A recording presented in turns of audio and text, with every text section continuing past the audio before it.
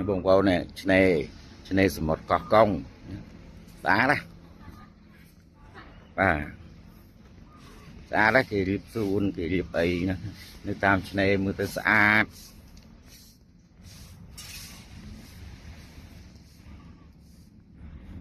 một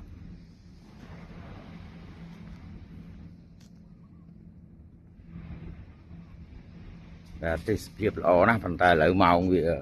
đọc mình đọc phải liền đại của tết đại ra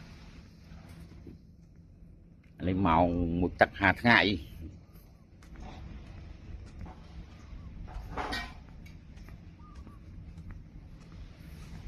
từ với nhà từ tục và từ tục từ sọt vinh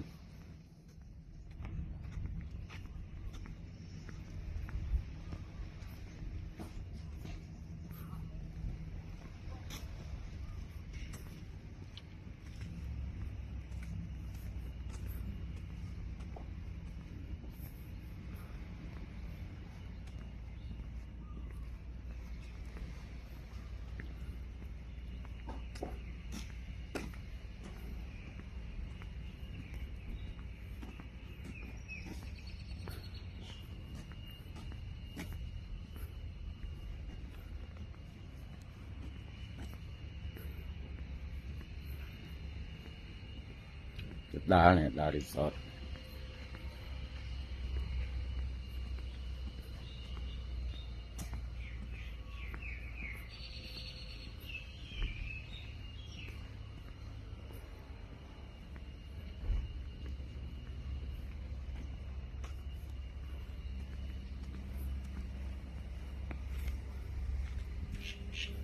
đá này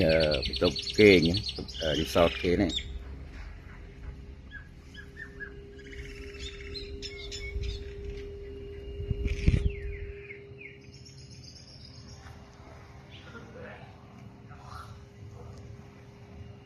nè